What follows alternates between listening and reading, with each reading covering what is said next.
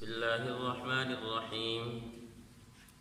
يا أيها الذين آمنوا لا تتخذوا الذين اتخذوا دينكم هزوا ولعبا من الذين أوتوا الكتاب من قبلكم والكفار أولياء واتقوا الله إن كنتم مؤمنين وإذا ناديتم إلى الصلاة اتخذوها هزوا ولعبا ذلك بأنهم قوم لا يعقلون۔ ترجمہ: اے ایمان والو، جن لوگوں کو تم پہلے سے کتاب دی گئی تھی ان میں سے ایسے لوگوں کو جنہوں نے تمہارے دین کو مذاق اور کھیل بنا رکھا ہے، اور کافروں کو یار و مددگار نہ بناؤ، اور اگر تم واقعی صاحب ایمان ہو تو اللہ سے ڈرتے رہو، اور جب تم نماز کے لیے لوگوں کو پکارتے ہو تو وہ اس پکار کو مذاق اور کھیل کا نشانہ بناتے ہیں۔ یہ سب حرکتیں اس وجہ سے ہیں کہ ان لوگوں کو عقل نہیں ہے۔ پچھلی آیات میں اللہ رب العزت نے ان لوگوں کا ذکر کیا تھا جن سے دوستی کرنی چاہیے، کہ کون لوگ اور کون سی ذات دوستی کے لائق ہے، اور کس کی دوستی کا انجام بہتر ہے، کس کی دوستی کا انجام برا ہے۔ تفصیل سے پچھلے رکوع میں ذکر ہوا۔ اس پہلی آیت میں دوبارہ اللہ رب العزت نے وہی عنوان دہرایا کہ یہود و نصارہ کو اپنا دوست مت بناؤ، کافروں کو اپنا دوست مت بناؤ۔ وجہ جو یہاں بیان کی اس آیت میں کہ اتخذوا دینکم ہزوا، ان لوگوں نے تمہارے دین کو مذاق بنا لیا ہے، وہ تمہارے دین کا مذاق اڑاتے ہیں، تمہارے دین کے ساتھ تمسخرہ کرتے ہیں، انہوں نے اس دین کا کھیل بنایا ہوا ہے۔ اس لیے یہود و نصارہ اور کافروں کو اپنا دوست مت بناؤ۔ اور تفسیر میں ایک واقعہ لکھا ہے کہ جس ٹائم اذان دی جاتی تھی آپ علیہ الصلاۃ والسلام کے دور میں، تو ایک نصرانی تھا، وہ جس ٹائم اشہد ان محمد رسول اللہ کا کلمہ کہا جاتا تو وہ یہ کہا کرتا تھا احرق اللہ الکاذب، کہ اللہ رب العزت جھوٹے کو جلا دے۔ اس طرح کے کلمات کہا کرتے تھے وہ دین اور نماز کے بارے میں، اذان کے بارے میں، کہ یہ لوگ تو ہمارے دین کا مذاق اڑانے والے ہیں، جو ہمارے دین کا مذاق اڑا رہا ہے ہم اس کو اپنا دوست بنا کر بیٹھے ہوئے ہیں۔ اس طرح کا کام نہ کرو۔ اس کو آپ مثال سے یوں سمجھیں کہ میرے گھر کے کسی فرد کا اگر مذاق اڑایا جائے، کوئی گالی دے، برا بھلا کہے، تو میں اس کو دیکھنا بھی گوارا نہیں کرتا۔ یہ جائے کہ میں اس سے سلام کروں، اس کو اپنے دسترخوان میں بٹھاؤں، اس کے ساتھ گپ شپ لگاؤں، میں دیکھنا بھی گوارا نہیں کرتا، اس کا اس گلی سے گزرنا بھی گوارا نہیں کرتا کہ یہ تو میرے باپ کا کیا ہے، گستاخ ہے، یہ تو میرے گھر کے فلاں آدمی کے گستاخ ہے، اس کے ساتھ میں کس طرح بات چیت کروں۔ تو جو ہمارے دین کا مذاق اڑا رہا ہے ہم اس کے ساتھ دوستی لگا رہے ہیں، جبکہ اللہ منع فرما رہے ہیں۔ تو وہ نصرانی یہ جملہ کہا کرتا تھا کہ اللہ جھوٹے کو جلا دے۔ ایک دفعہ قدرتاً ایسا ہوا، اس کا ایک خادم تھا، وہ چنگاری لے کر اندر گیا تو اس کی آگ سے اس کے بستر پر چنگاری گئی۔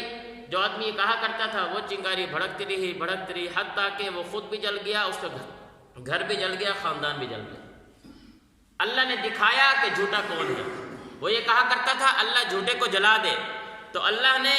سب لوگوں کے سامنے عبرت کا نشانہ بنا کر دکھایا کہ جھوٹا کون ہے اور سچا کون ہے۔ اس لیے منع کیا جا رہا ہے، یا ایھا الذین آمنوا، اے ایمان والو، جن لوگوں کو تم سے پہلے کتاب دی گئی تھی، یعنی اہل کتاب،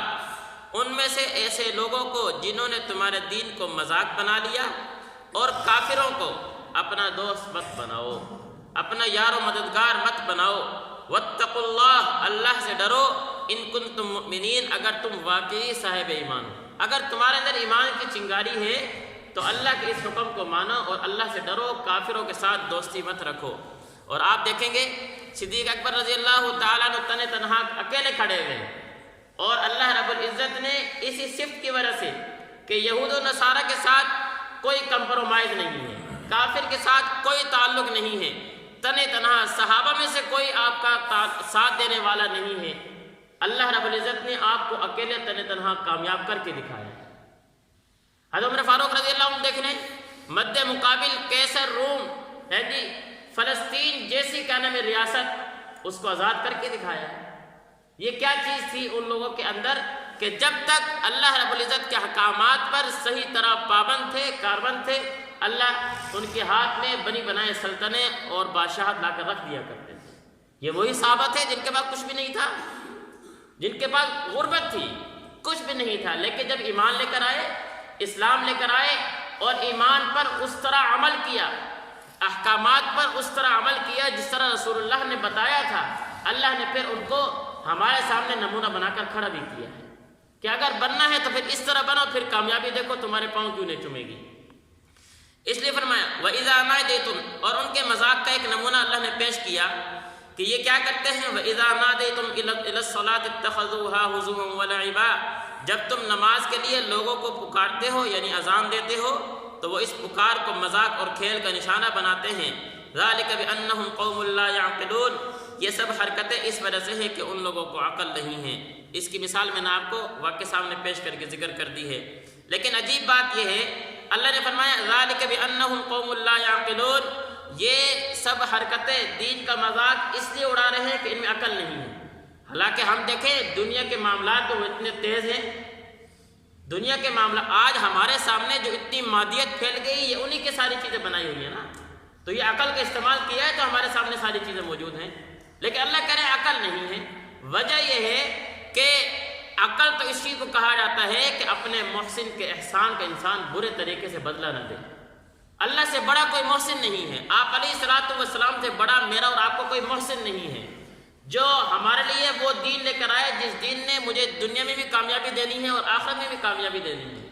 جس دین کی بدولت میں جنت میں جاؤں گا، جس دین کی بدولت میں عمل کروں گا تو کل اللہ کی عدالت میں سرخرو ہوں گا، اس محسن کے احسان کا بدلہ میں اس طرح دے رہا ہوں کہ اس کے لایا ہوا دین کا مذاق اڑا رہا ہوں،